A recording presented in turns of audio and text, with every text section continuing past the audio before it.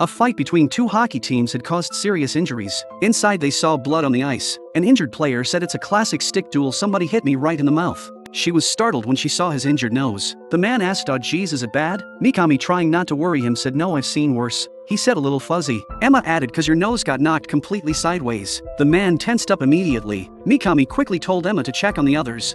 What happened to you? Another player said, "I lost a tooth." Emma looked and said, "You lost 2 teeth." He had probably swallowed one. For the other one, it'll pass through the narrowest part of your digestive tract. Well, this one still has its roots. Soak it in some milk, keep it moist until you can see your dentist. What happened to you? Diego was a boy with a huge nose due to a rare facial condition. Even the most experienced doctors were shocked when they saw him. He came from Venezuela, and that giant nose was actually a massive tumor. Due to the limitations of local medical resources, no one dared to operate on his face. The tumor kept growing. Through angels of humanity, Diego was transferred to the United States, finally getting a chance to change his fate. Scans showed the tumor had spread to his eyes and throat, threatening his vision, speech, and even his ability to breathe. Removing the whole tumor was nearly impossible. Dr. Avery suggested cutting part of it for a better look, while Dr. Gray insisted on full removal to solve the problem for good. After discussions between the hospital and the charity, considering Diego's circumstances and his inability to receive follow-up treatment, they ultimately decided on a full excision. The operating room was packed with observers. 2 doctors began the complex surgery. They opened his face, removed the giant tumor and deformed bones, then rebuilt his face with bone grafts. Finally, they trimmed the extra skin and stitched Diego's face back together. The surgery was a success. From that day on, Diego finally had the chance to live a normal life.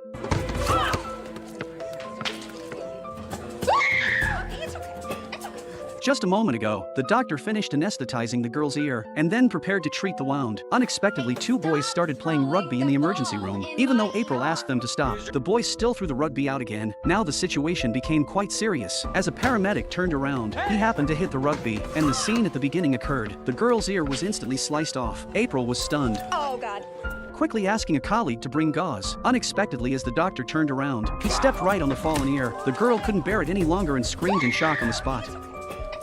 The girl, who originally intended to have a wound clean on her ear, not only lost her ear but also had it accidentally stepped on by someone. The doctor comforted her, telling her not to worry, as they would reattach the ear for free. Could the matter end just like that? Presumably, anyone wouldn't be willing to accept it. Meanwhile, the doctor who sliced the girl's ear off was in an awkward situation. Due to her mistake, all patients were afraid to let her touch them. Originally, this was distressing enough, but the group of boys continued to make a fuss, which infuriated Hunter, a former military doctor.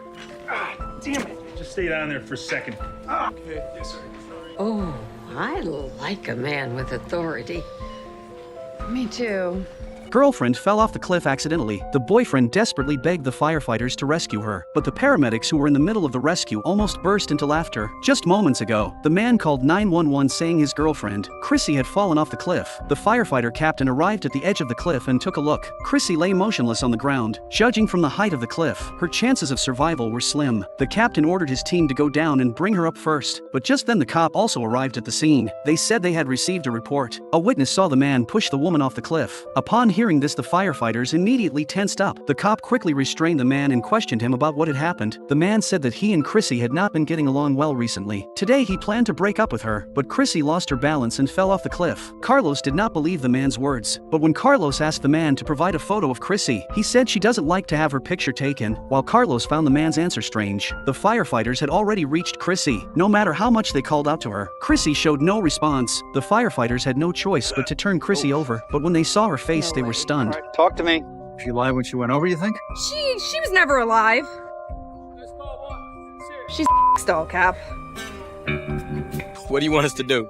Hearing this, the captain was also dumbfounded. After consulting the man's psychiatrist, they discovered that the man was suffering from mental issues, and he thought she was real. To help the man completely move on from the relationship, the captain came up with an idea. He instructed his team to bring Chrissy up first. Then, pretending to resuscitate the victim, they started performing CPR on her. Come on, Chrissy, stay with us.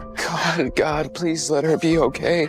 Everyone worked hard to put on a convincing act. Only the man truly believed it. Meanwhile, the paramedic almost couldn't hold back his laughter. Fortunately, in the end, the man finally recovered from his mental illness, accepted reality, and broke up with Chrissy. He planned to buy a new one.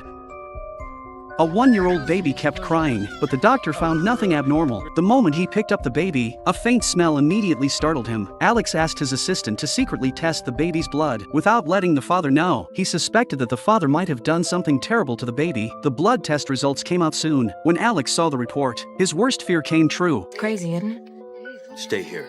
Stay in this room and do not leave. Do not leave that man alone with that child. The father had actually done that to the baby. Realizing the seriousness of the situation, Alex quickly informed his superior. It turned out that drug-related substances were detected in the baby's blood. The reason why the baby kept crying was probably due to drug withdrawal. If that was the case, then the baby was addicted to drugs, which must have had something to do with the parents. When the baby was first brought to the hospital, the father claimed there had been a gas explosion at home, so Alex didn't think much of it and focused on checking the baby's internal injuries. But now it seemed that what had exploded wasn't gas at all. It was a meth lab inside the man's home. The baby had been living in such an environment for a long time, constantly exposed to volatile toxic substances seeping into the body. This unknowingly led to drug addiction. At this moment, Alex did not dare to speak out, at least not before the police arrived. They needed to keep the father calm. Right now, the father was extremely anxious. The baby hadn't stopped crying since entering the hospital. Frustrated, the man kept complaining that the doctors were useless, taking too long yet failing to find the cause. Alex tried to suppress his anger, but when the father roared at the baby, Alex completely lost control. You can't stop crying because his nervous system is shot. You can't stop crying because his brain and his heart and his renal system are all compromised. He can't stop crying because he's in withdrawal from crystal meth, you son of a bitch. And accidentally revealed the truth. The father was shocked that his secret had been exposed. He tried to justify himself, saying that it was all for survival. He and his wife never intended to harm their baby. And I'm a good dad and I love my family. Well, now you can love your family from jail.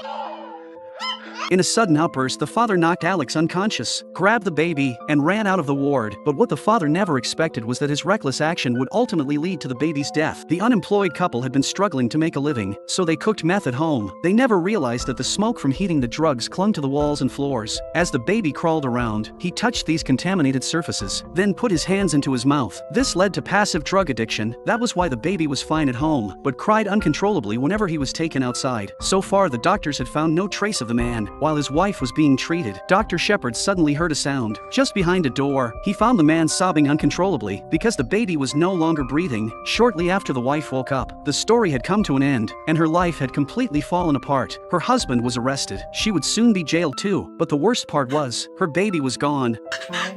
Try to breathe. Slowly. Breathe. I'm sure it must feel as though everything is coming apart.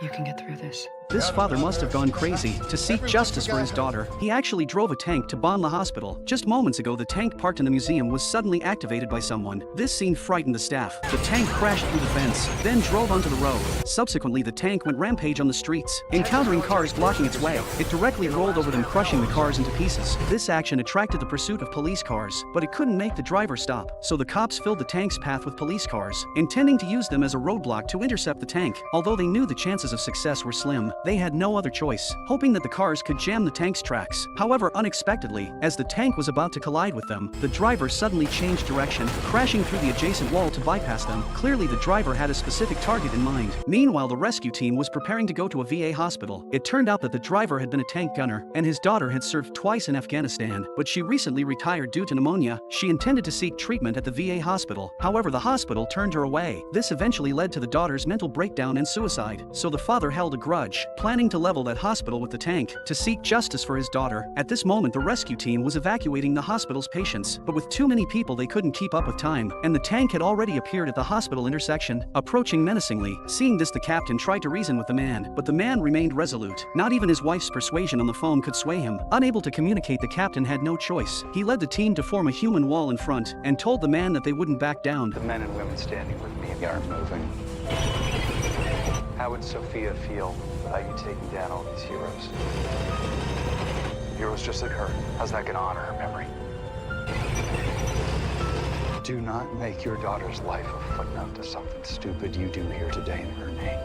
After hearing the captain's words, the man finally stopped the tank. At this moment, it was not only for his daughter, but also for every hero silently sacrificing behind.